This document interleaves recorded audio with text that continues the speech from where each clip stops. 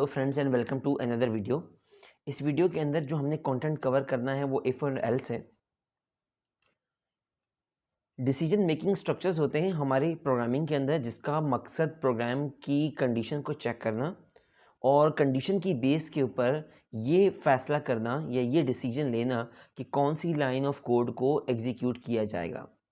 इसके बारे में हम पहले ही रिलेशनल ऑपरेटर पढ़ते वक्त हम इसके बारे में हम बात कर चुके हैं कि रिलेशनल ऑपरेटर को इस्तेमाल करके हम डिसीजन मेकिंग स्ट्रक्चर्स को इस्तेमाल करके हम डिफरेंट स्टेटमेंट्स को या तो एग्जीक्यूट करेंगे या नहीं करेंगे। ठीक है, तो हम अपने लॉजिक्स या अपने प्रॉब्लम सॉल्विंग जितनी भी हम करेंगे उन डिसीजन मेकिंग स्ट्रक्चर्स को इस्तेमाल करते हुए हम कर सकते हैं।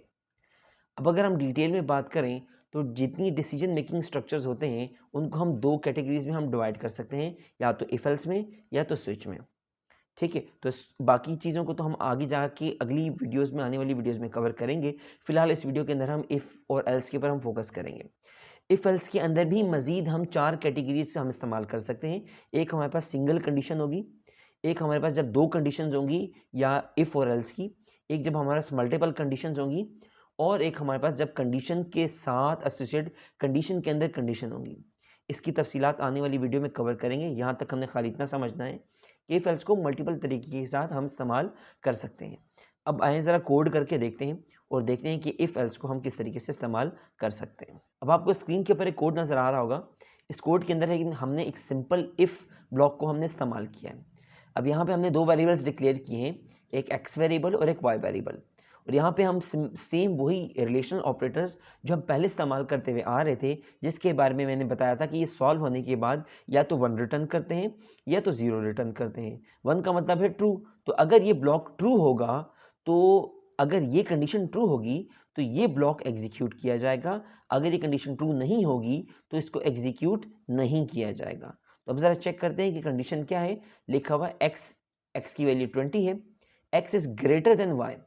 तो कंडीशन तो बिल्कुल ठीक है क्योंकि x की वैल्यू 20 है, y की वैल्यू 18 है, तो x की वैल्यू बिल्कुल ठीक है।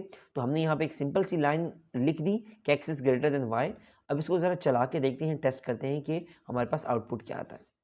प्रोग्राम हमारे पास कंपाइल हो रहा है और अब आपको यहाँ पे आउटपुट नज़र आ रहा होगा।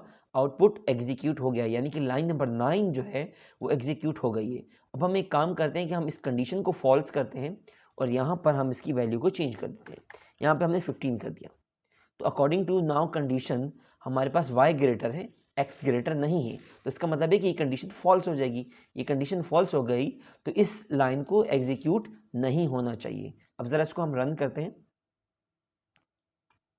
अब आप देखिए स्क्रीन के ऊपर कोई भी आउटपुट नहीं आया। इसका मतलब है कि लाइन नंबर 9 को एग्जीक्यूट ही नहीं किया गया। तो इसका मतलब है कि आप मल्टीपल कंडीशन भी टेस्ट कर सकते हैं। हम इसको कॉपी करके दोबारा से टेस्ट भी कर सकते हैं। हम और भी इसके अंदर हम कंडीशंस लिख सकते हैं। हम यहाँ पे एक और भी कंडीशन लिखना चाहते हैं। मैं यहाँ पे लिखने जा रहा हूँ x इज़ इक्वल टू 15। अब मैंने लिख दिया यहाँ पे x इज़ इक्वल टू 15। तो इस तरह से अब हम इसको रन करेंगे। ज़रा देखते हैं कि इन दोनों में से कौन सी स्टेटमेंट चलेगी। अब देखिए कि मेरे पास सेकंड वाली स्टेटमेंट चली, फर्स्ट वाली नहीं चली है। ठीक है, अब हम अगर हम इसमें चेंजेस करें, इसको वापस हम इंक्रीज कर दें और इस कंडीशन को भी ट्रू कर दें और यहाँ पे भी हम 20 लिख देते हैं। अब ज़रा चला के देखते हैं। अब हमारे पास दोनों ही स्टेटमेंट रन होनी चाहिए।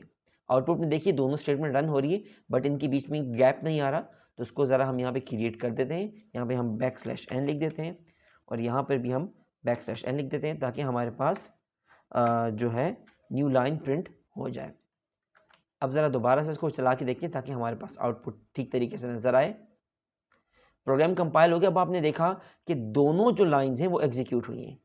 लाइन नंबर 9 भी एग्जीक्यूट हुई है और लाइन नंबर 13 भी एग्जीक्यूट हुई है, क्योंकि दोनों ही कंडीशंस ट्रू हैं। एक्स वाली ये कंडीशन भी ट्रू है, ये भी की कंडीशन ट्रू है। तो इस तरह से आप जितनी ज़्यादा स्टेटमेंट्स लिखना चाहें आप उतनी ज़्यादा स्टेटमेंट्स अपने इफ़ के ब्लॉक के अंदर लिख सकते हैं कंडीशंस को बनाने के लिए। अब यहाँ एक और बात भी मैं समझाना चाहूँ, ज़रूरी नहीं कि इसके अंदर एक ही कंडीशन हो। आप एक से ज़्यादा स्टेटमेंट्स भी लिख सकते हैं और एक से ज़्यादा स्टेटमेंट्स के लिए आपने सिंपल जो भी कंडीशन आपने लिखनी होगी, आप उस कंडीशन को इस इफ़ के ब्लॉक के अंदर एग्जीक्यूट करना चाहें कर सकते हैं। ठीक है, अब मैं यहाँ पे लिखना चाहूँ तो और भी कुछ लिख सकता हूँ इसके साथ। y is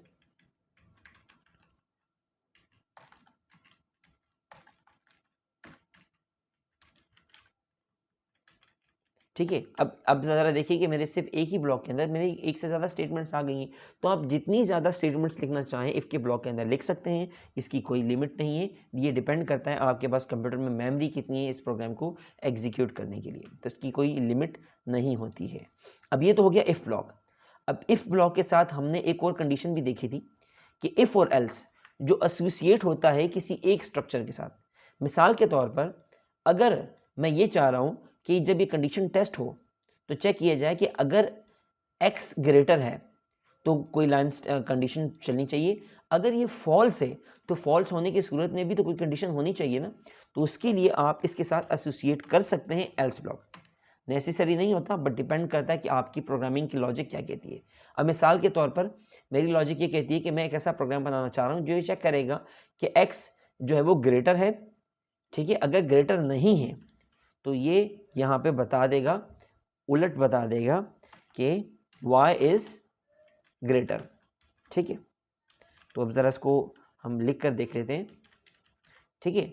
अब मैंने यहाँ पे दो कंडीशंस लिख दी हैं, y is greater then x, ठीक है। अब ज़रा इसको समझने की कोशिश कीजिएगा कि अगर यहाँ पे x की वैल्यू ग्रेटर होगी तो बोल देगा x इज ग्रेटर, अगर यहाँ पे कंडीशन फॉल्स होगी तो ऑब्वियसली y की वैल्यू ग्रेटर है, तो फिर ये लाइन एग्जीक्यूट होगी, ठीक है। अब ज़रा इसमें चेंजेस करके देख लेते हैं और इस लाइन ऑफ कोड को यहाँ से हम हटा देते हैं ताकि हमारा फोकस सिर्फ एक ही ब्लॉक हो, ठीक है। अब हम सिर्फ इसी एक ही ब्लॉक को हम एग्जीक्यूट करने की कोशिश करते हैं और चला के देखते हैं कि हमारे पास आउटपुट क्या आ रहा है। अब प्रोग्राम कंपाइल हो रहा है। अब आप देखिए कि मेरे पास सिर्फ एक ही स्टेटमेंट चली है, दोनों स्टेटमेंट्स नहीं चलेंगी, ऑब्वियसली एक ही चलेगी। ट्रू होगा तो फर्स्ट वाला ब्लॉक चलेगा, फॉल्स होगा तो सेकंड वाला ब्लॉक चलेगा, ठीक है। तो ये आप इफ़ के साथ एल्स का ब्लॉक जो है वो एसोसिएट कर सकते हैं। फिलहाल क्योंकि एक फर्स्ट कंडीशन ट्रू है तो फर्स्ट वाली चल रही है। अब हम एक काम करते हैं, इस कंडीशन को फॉल्स कर देते हैं, वापस इसकी वैल्यू 15 कर देते हैं। तो according to these values now this condition is false. अब ये कंडीशन फॉल्स हो गई तो इसका मतलब है कि इसको चलना चाहिए। अब जब हम ज़रा चलाएंगे तो अब देखिएगा कि हमारे पास यही कोड एग्जीक्यूट हो रहा है। तो इस तरीके से हमने देखा कि अगर हम सिर्फ इफ़ को इस्तेमाल करते रहें तो हम मल्टीपल कंडीशंस लिख सकते हैं, और अगर हम ये एक ही ब्लॉक के साथ ये चाहें कि ट्रू होने की सूरत में क्या वैल्यू होगी और फॉल्स होने की सूरत में क्या वैल्यू होगी, तो हम वो भी स्ट्रक्चर लिख सकते हैं। इस वीडियो के लिए इतना ही। नेक्स्ट वीडियो में हम मज़ीद कोई किसी एक प्रॉब्लम को सॉल्व करके देखेंगे इफ़ एल्स को इस्तेमाल करते हुए, ठीक है। तो नेक्स्ट वीडियो में मिलेंगे, तब तक अल्लाह हाफ़िज़।